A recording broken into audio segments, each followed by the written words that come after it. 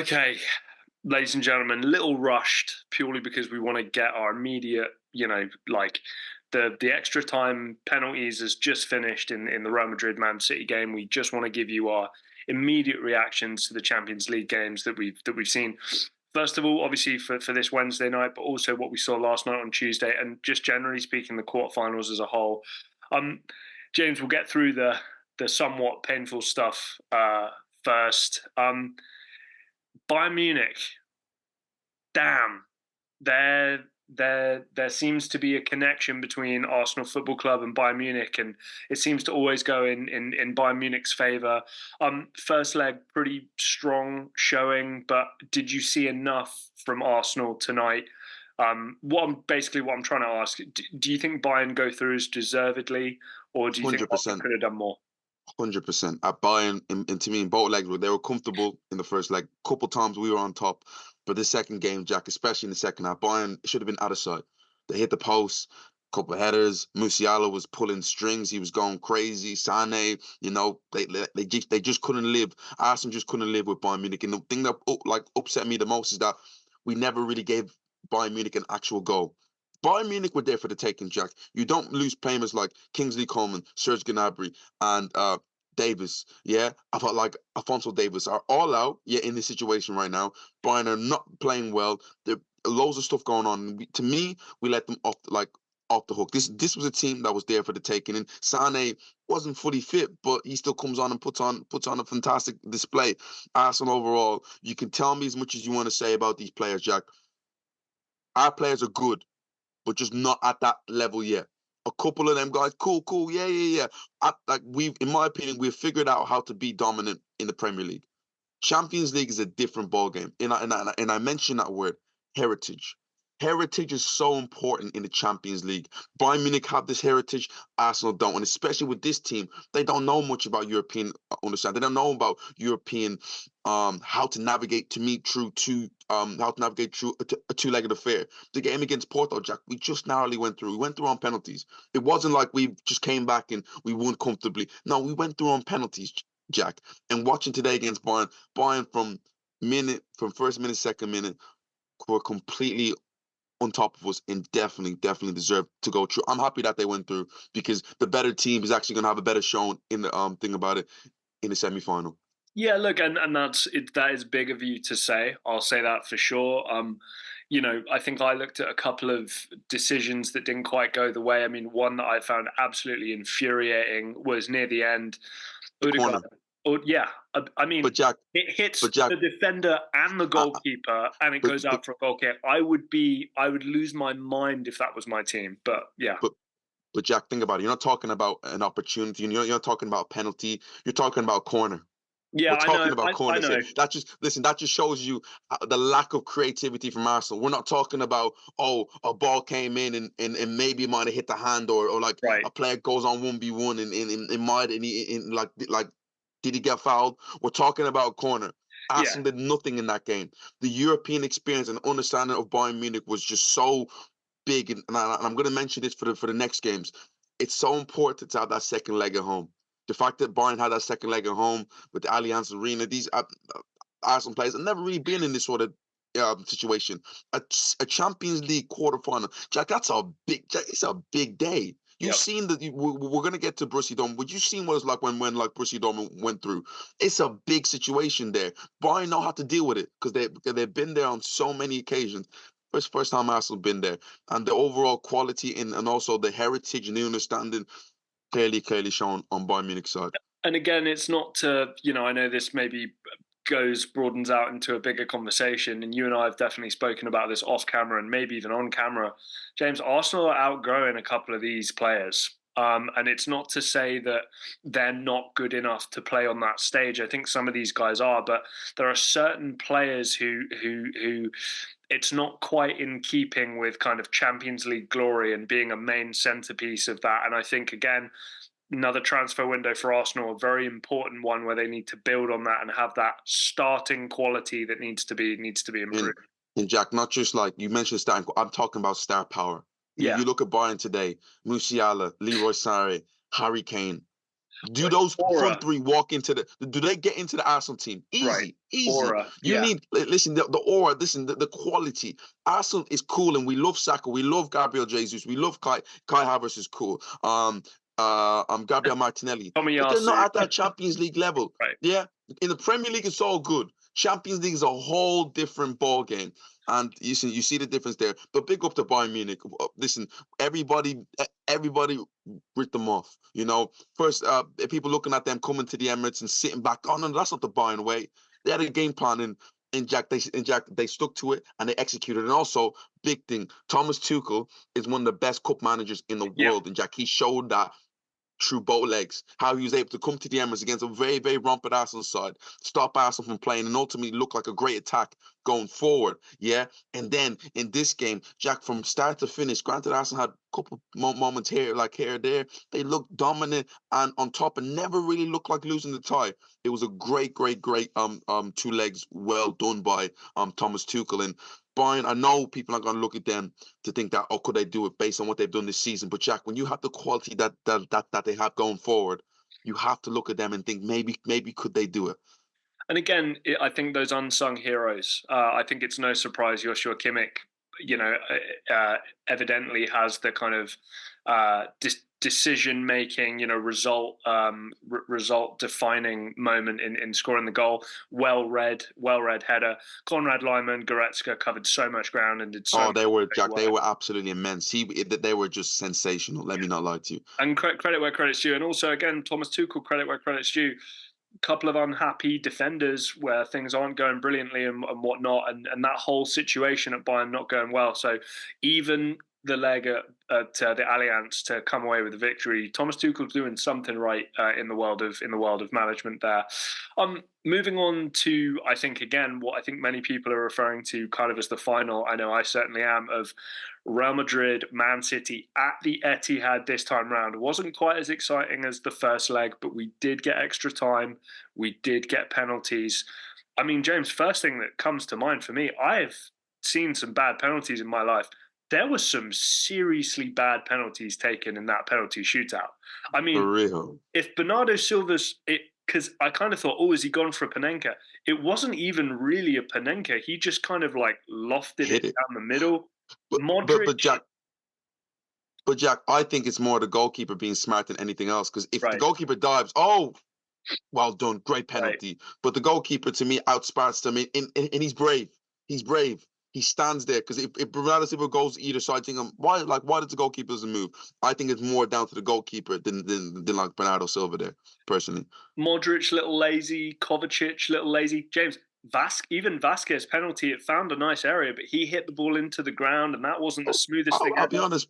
I think Vasquez, maybe if the goalkeeper dies, they might not get there. But the best penalty of the lot was Ederson. But I just wanted like kind of step into the game really, and big up to Real Madrid, Jack. Big up to Real Madrid because Etihad, as you can see, Jack, is the hardest place to go right now in Europe. We've seen Man City blow away teams, and we looked at it thinking, "Ooh, do they really have a chance?" And I mentioned that word. I'm going to keep on mentioning it. Heritage.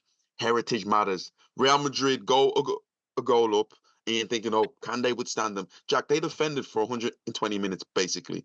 Yeah, they had a couple attacks here or there, but they defended their socks off. Vinny went off, Rodrigo went off, all their main attackers went off, but they were able to stay there. Granted, a mistake from Rudiger. It was unlike him because I felt for both legs, Jack, he has been tremendous, and even he had an amazing opportunity to give Real Madrid the lead, but they stood firm, Jack, against a Man City onslaught in swingers. Lunin, who's gets a lot of credit in the penalty shootout, but in the actual game, Jack, especially after his mistake against Bernardo Silva in the first leg, this game, Jack, he was sensational. You know, dealing with crosses. Manchester City had a lot of in-swing crosses towards him. He dealt with it very well. I felt Mendy had a good game. Carvajal, after having a yellow card, I thought defended really, really, really well against a tricky player in like Jack Grealish.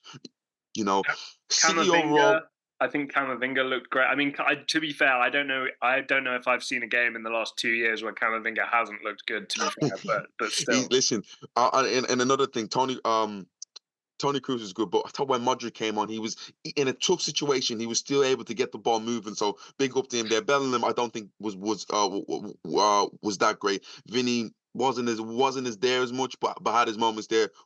Rodrigo obviously scored a goal. But based on Jack on the City side, you look at this like I thought that they kind of done enough at times.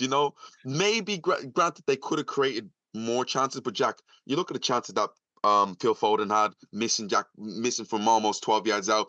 The Kevin De Bruyne The De Bruyne opportunity, one. that one right there, you have to look at and be like, if we didn't go through, that's probably going to be the reason why. Because they created enough to They ultimately did, beat but Real did you Madrid not? in like, go on, Jack. Did you not get the sense though? Like to me, nearly every time so most of the time, folks listening, if you're getting to the byline, there's Yeah, two choices, right? Well, let's say there's three, but really there's two choices at any given time. You're flashing it straight across the 6 yard box for a little touch on the front post that just nicks the near post, or for somebody to follow in on the back post and have a tap in, right? That's one of your options. Option two is the pullback to roughly around the penalty spot where somebody just side foot finish straight into the net. And then I guess you could say you can kind of clip it and loft it up in the air for somebody to get a header on. But let's just say it's those first two options. Nearly every single time I saw City get to the byline, in my head I'm going, you should pull that back. And they flashed it across the box.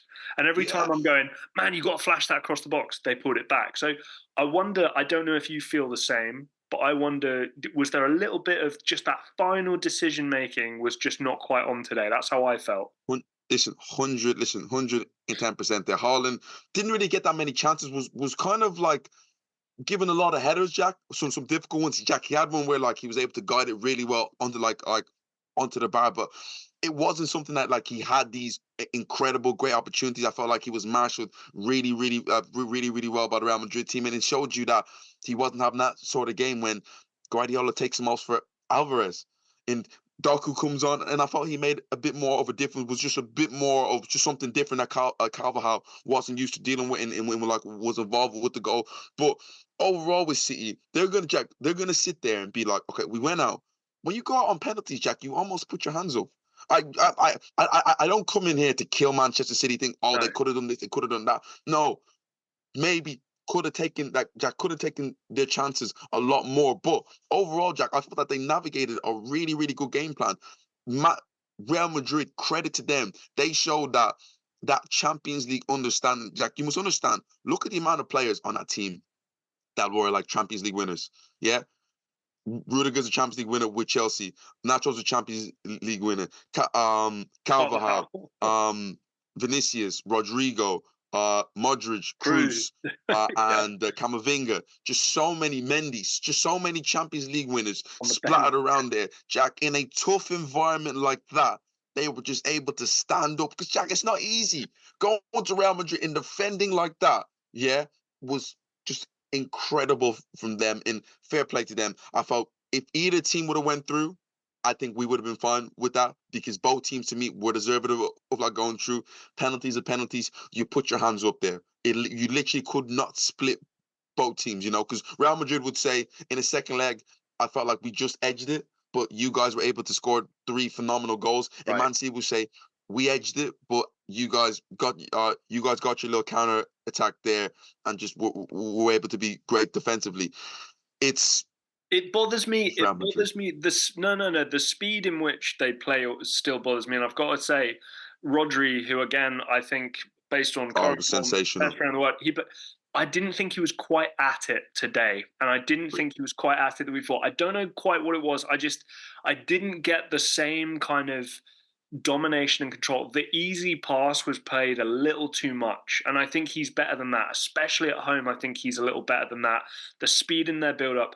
Final thing on this game, James, what did you think of the narrow 3 coming out from the back? Because that was clearly, because obviously Real Madrid try and do this kind of, Rodrigo and Vinicius are quite narrow, generally speaking.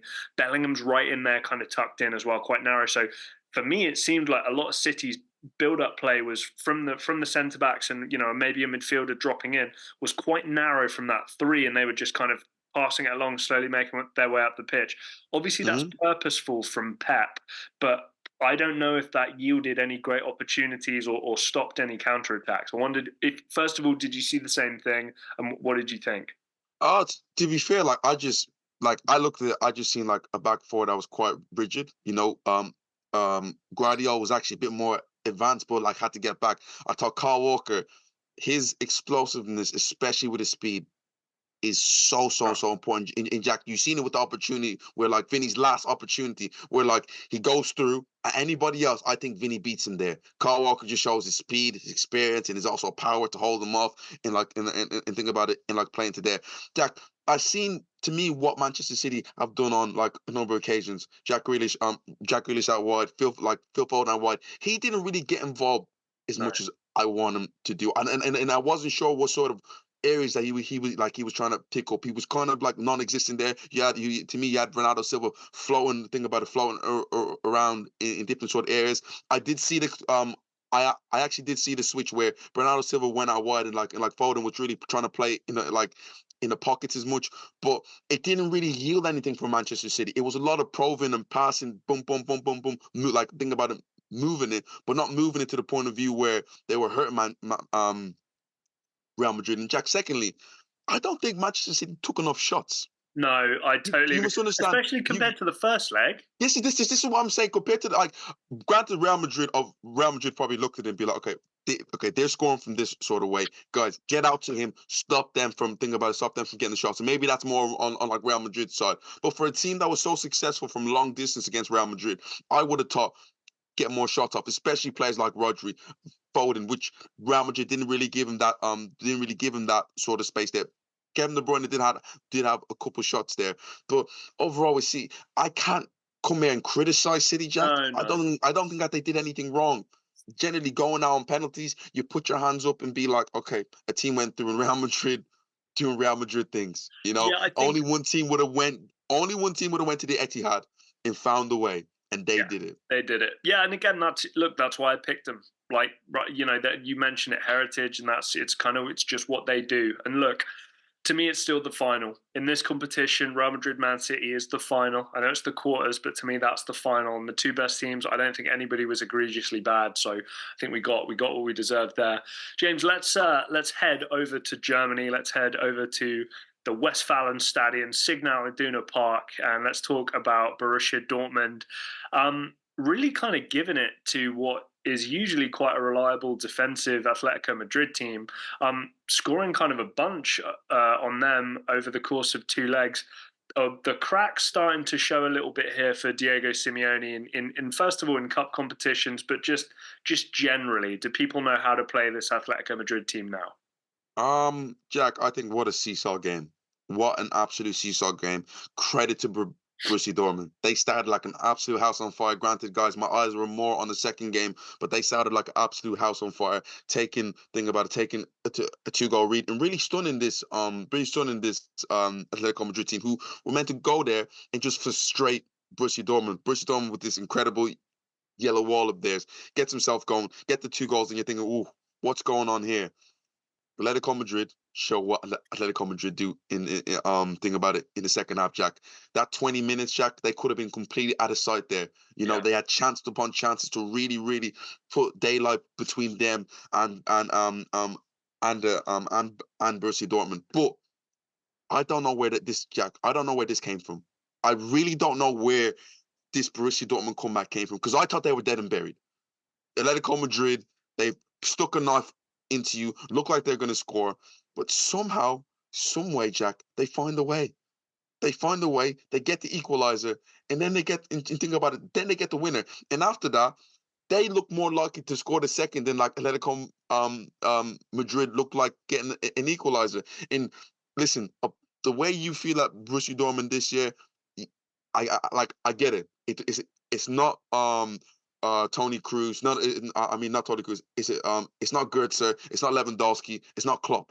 But they've navigated Jack their way, in my opinion, through the hardest group with Newcastle, PSG, and AC Milan. They finished top of that group. Yeah, they comfortably beat PSG. And over two legs, were by far the better team. In both games, Jack, they outplayed Atletico Madrid, who I had guys winning the whole competition. yet Right. they outplayed them.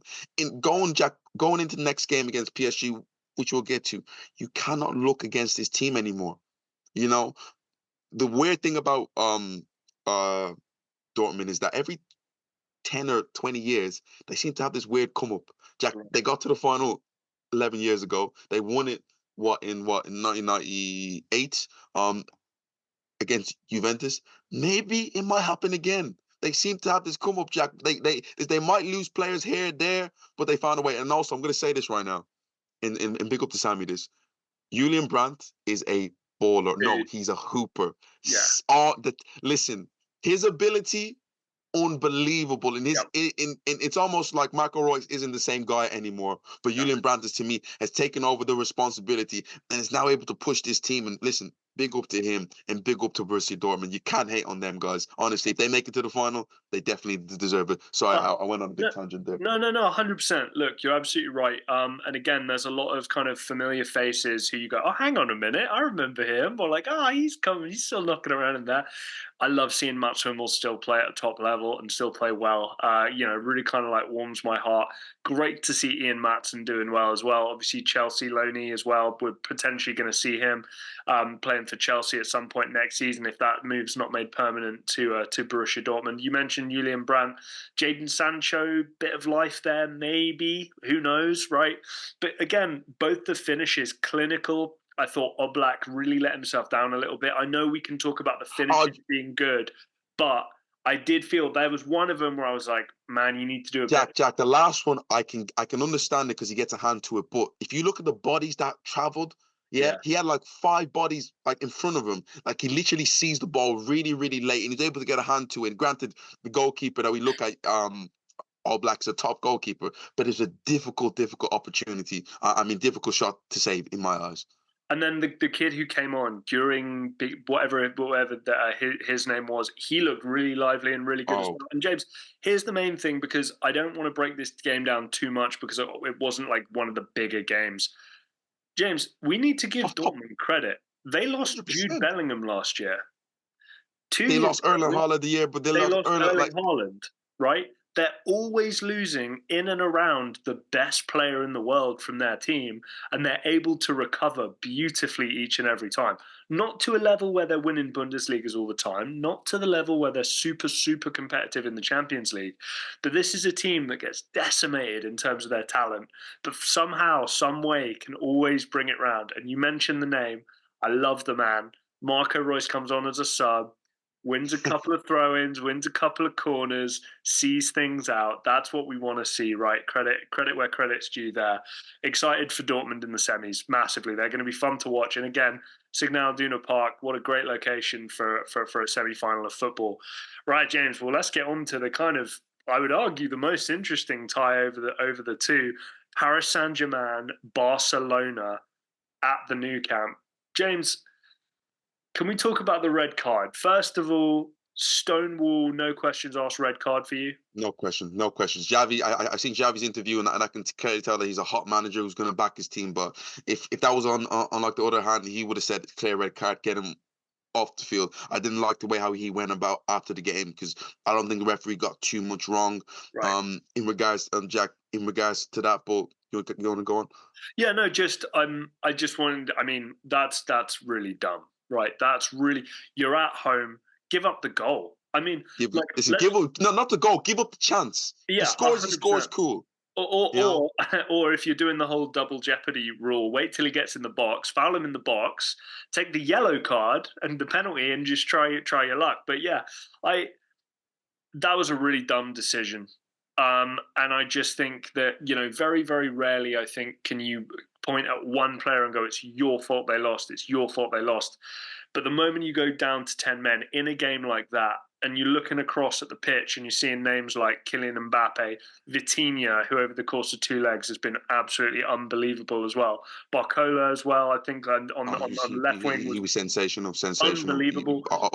Got the red card. Yeah, again, those are the guys that you don't want to be starting to give any advantage to at all. So why would you do that, especially so early in the game? So I think he really, really spoiled it. And again, James, I think it was a great opportunity opportunity for Barcelona to go through to a Champions League semi-final, and they themselves are the reason they didn't go through. I don't think Paris Saint-Germain deserved it, but they took advantage over Barcelona's misgivings generally. This is where like a European tie literally hinges off one moment, Jack. Over, Jack, the two legs Barcelona were by, okay, before the red card, if you split the, I don't know, the 140, like 40 minutes that were played, Barcelona were by far the better team. They were head and shoulders above PSG. It wasn't close. It looked like Barcelona had a better chance of scoring the fourth. Yeah, yeah. Oh, no. It looked like that. I mean, the fifth goal. Then Yeah, like PSG had a chance of getting back into it. Mistake happens, and then the whole thing changes. collapsed. Yep. I mean, PSG went from being, oh, we might get embarrassed today to, ooh, we have a chance here. And a player who stepped up big time, Jack. I know Mbappe gets the headlines in like you see him with his arms up in the air, but Ousmane Dembele, Jack, went in. He went in his bag. The boos every time he touched the ball, he heard the boos, but damn, he made Barcelona pay, Jack. He like think about it, he really did. He frustrated them. He got the goal. Scored Jack. He scored a fantastic goal in the first leg, won the penalty, and overall Jack looked a much bigger, much more bigger threat than Kylian Mbappe. Mbappe, of course, gets a penalty and gets a goal, and it's a bit of an Erling Haaland performance where does nothing but gets a goal. So everybody's going to give him all the headlines. But PSG, fair play to him, Jack. Because at the end of the day, they still have to play against 10 men for 60 odd minutes, and it can be frustrating. Away from but, home. Like exactly, Jack. But I felt that they were able to move the ball really well, work the ball side to side, and get players like Ousmane Dembele, yeah, in 1v1 situations. Either like think about it, either with a big switch, or like think about them working it really quickly. Jack, you mentioned Mbappe, who wasn't really in the game, but popped up in different areas and like caused Barcelona issues there. Vitinha, what a goal. And overall, Jack, Great. like overall, not puts him in a category of like going into next game and like he's going to be a player that everyone's going to look at to get PSG going. Because I look at PSG, the midfield isn't great. The fence is a bit, but these guys are going to look at it like right now and be like, I blinked and we're in the semi-final against Borussia Dortmund. Yep. And we really have a chance to go all the way. Barcelona, a big opportunity that I'm going to mention here is that Lewandowski moment where it's a 2v2 and Lewandowski likes to shoot instead of playing it interfere on Torres. And if that ball goes in, you never know in that situation there. Barcelona's decision making in certain areas could have been better. I felt Gundogan, from what he did with the circumstance that he had overall, yeah, I felt he had a really good game. I felt Barca dealt with situations well at times, but playing with 10 men for 60 minutes, Jack, is really difficult. What did you think about Lamine Yamal coming off? Why do you think he was sacrificed? Because I've got to tell you, when I saw his number come up, I went, man, I don't love that decision. I'm of the ilk when I like think about it. When I look at a team going down to 10 men, or like when I look at a team want to have defensive, want to go defensive, I always believe that you need an outlet. Players who can receive the ball and can go 40, 30 yards with it. And think about it, that for me, that can beat a player and just relieve pressure for a couple minutes, a couple seconds. I didn't understand the substitution at all, because to me, you lost a big attacking threat. Jack, he just literally roasted the fullback minutes before that. Would you not want to keep him on and see, could he get a yellow card? Could he get a PSG player on a yellow card or something like that? I definitely did not understand that substitution at all by Javi. Lewandowski ended up being kind of isolated, and it just didn't seem to work. He had no connection. So I thought that was kind of Xavi's fault there on that one. And then final thing on this game for me, James, PSG is so much easier to root for now. I'm still not, like, don't get me wrong, I'm still not their biggest fan. I'm still not thrilled. But when I see the names who are kind of, cream rising to the top a little bit, and I see them playing more as a team, and I see there's more of an influence and more of an impact from a great manager like Luis Enrique, as opposed to all the egos in the building in that front three and everything else that's going on there. I love the likes of like a Nuno Mendes back there, right? Marquinhos has been there forever. There is just so much more that I can get behind aligned with this team. I'm a big fan of Fabian Ruiz as well. So there's I like what PSG are so much more than the Messi, Mbappe, and Neymar era of that team, which I just couldn't. I was thrilled every time they went out. Whereas now I'm actually excited that the team are going forward. James, let's just conclude Jack, here. I'm just going to say something quick right now. We're in a situation right now where we could get a Real Madrid PSG final. And like in the middle of that is Kylian Mbappe, who could potentially join Real Madrid in a couple of days' time after that. And it's a bit like, do you remember when Eddie Guerrero and like Rey Mysterio had like the fight for Dominic with the briefcase? That's Right. what it's basically gonna be like. Listen, Champions League is all about storylines. That storyline there, I'm all for it. Let's have it. Mbappe, if he wins, he can go to Real Madrid, win a Champions League, and be like, I'm here to save you. Or if they win, they'll be like, we won a Champions League. We don't need you. You need us. It's a madness either way, Jack. He misses the decisive penalty for PSG, takes off his PSG shirt, and he's got a Real Madrid shirt on underneath. And it's the heel Jack, that sounds like the most WWE thing ever, guys. We might as well have, but Jack, go on, wrap it up. Guys at home, what did you think? I'm not going to lie to you. Couple of these games for the second legs, I think let down what I think unanimously was going to be the best quarterfinal stage we've ever seen in the competition, especially after those first legs. But what did you think, more importantly? Drop your comments down below. Arsenal fans, commiserations. Let me know your thoughts down there as well. PSG fans, you must be thrilled. Barcelona fans, let us hear it as well. Dortmund fans, we want to hear from everybody. Like, share, subscribe, do all that good stuff. And until next time, me and James, we will see you.